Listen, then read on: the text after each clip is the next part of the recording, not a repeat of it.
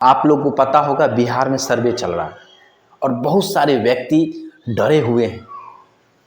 उनका प्रश्न है कि सर अगर हम सरकारी ज़मीन पे घर बना चुके हैं तो क्या मेरा घर टूट जाएगा? डरे हुए हैं। तो हम आपको ये पूरे क्लियर कर देंगे इस छोटा सा वीडियो में कि सर्वे के दौरान आपके साथ क्या होगा, आपके घर के साथ क्या होगा, पेपर किस प्रकार आपका बनेगा कि नहीं बनेगा, आपका ज़मीन जो है जिस पे आप रहते हैं, जो सरकारी ज़मीन जिसको आप बोलते हैं, क्या वो ज़मीन का पेपर आपसे ना आपके नाम से बनेगा या किसी और के नाम से बनेगा, पूरे क्लियर कर देंगे। आप बस पेशेंस रख के थोड़ा सुनिए। देखिए, जो भी व्यक्ति सरकारी ज़मीन पे अपने घर बना के, पक्का मकान बना के या कच्चा मकान बना के रह रहे हैं, निवास कर रहे हैं, तो उनको डरने वाली कोई बात नहीं है। देखिए, सरकारी ज़मीन जो होगा वो 3-4 कैटेगरी से में वो होगा, ठीक है। एक तो हो सकता है कि या वो गैर मजरूआ आम हो या गैर मजरूआ खास हो, केसर हिंदू हो या जीरा बूढ़ हो। अब बहुत सारे व्यक्ति का जो है ना, अगर मान के चलिए दान वगैरह में मिला है, ठीक ना, या कोई भी चीज़ इस प्रकार से, तो वो चीज़ वो टॉपिक अलग होता है, उसमें हम बात करेंगे। उसमें बहुत सारा, जैसे आप लोग बासगीट पर्चा जानते होंगे, बहुत सारी चीज़ हैं, हम आपको बारी बारी से बताएंगे। लेकिन इस पे हम बात करेंगे स्पेशल सरकारी ज़मीन पे अगर घर बनाए हैं तो आपके साथ क्या होगा। पहला बात कि आपका घर टूटेगा नहीं। जो बोलता है कि आपका घर तोड़ दिया जाएगा या आपको घर ज़मीन से बेदखल कर दिया जाएगा, हटा दिया जाएगा, ऐसा कुछ नहीं होगा। आपका घर जैसे हैं वैसे ही रहेगा। ये सर्वे किया जा रहा है।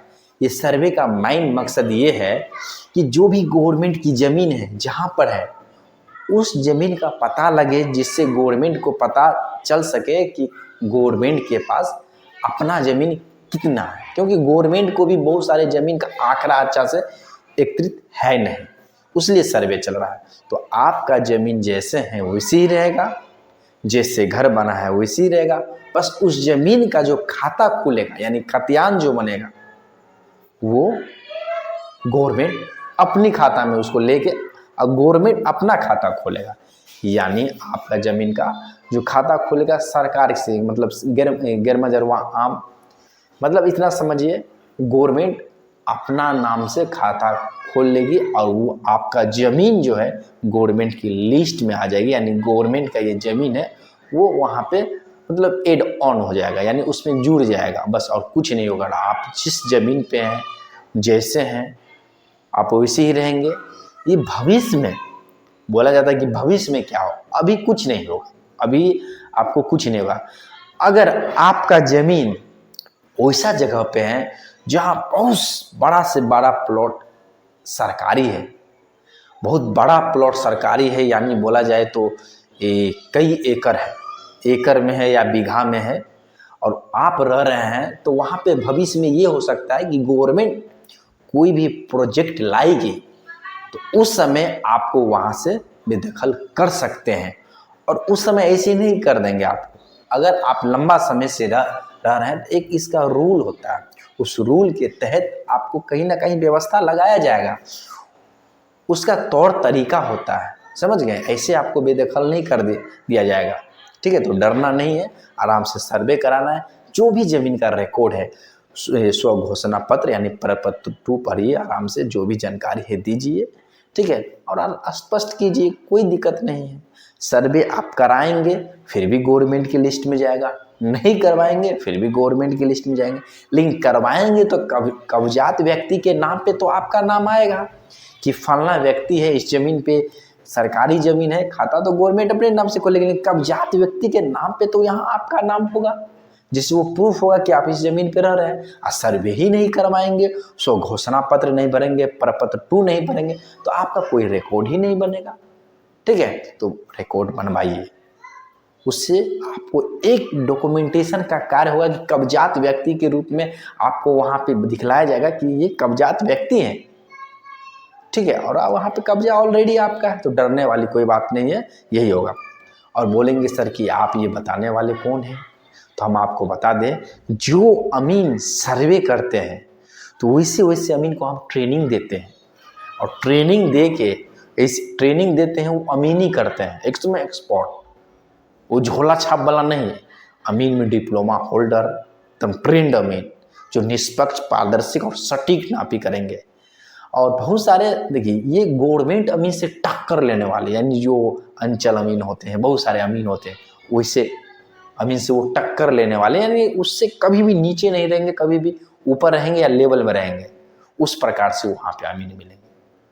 ठीक है, अगर आपको नापी करवाना है एक अच्छे अमीन से, ट्रेंड अमीन से, जिसके पास एक्सपीरियंस हो, जो सटीक और निष्पक्ष नापी करता हो, जो गवर्नमेंट रजिस्टर्ड अमीन हो, गवर्नमेंट रजिस्टर्ड अमीन हो, तो आप यहाँ से संपर्क कर सकते हैं। और आपको पेपर वगैरह, नापी जो होगा ना, सो पेपर वगैरह सब बना के दिया जाएगा।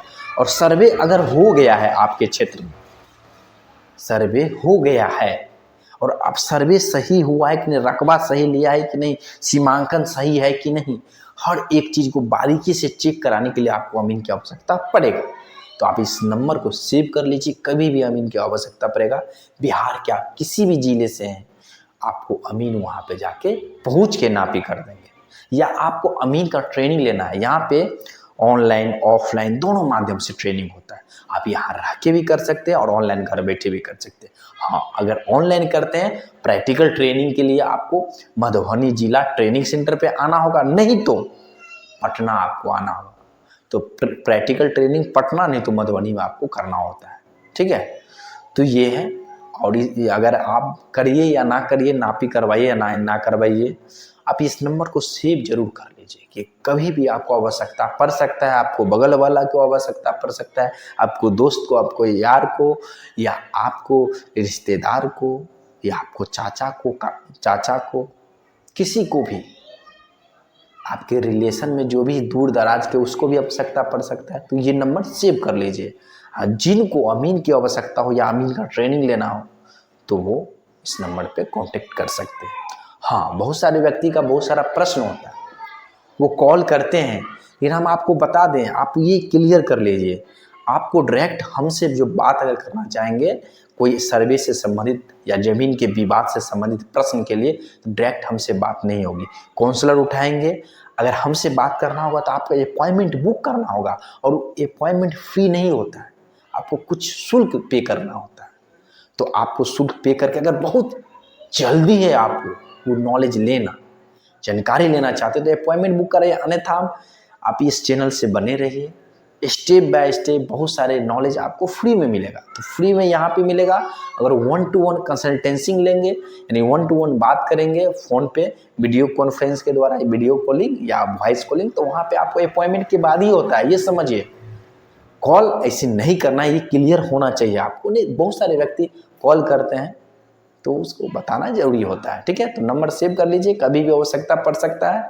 ठीक है, तो चलिए फिर मिलते हैं अगले वीडियो में, नए चीज़ के बारे में बात करेंगे जो आपको फ़ायदा पहुंचाएगा। ठीक है, तो बस आज के वीडियो में इतना ही। जय हिंद।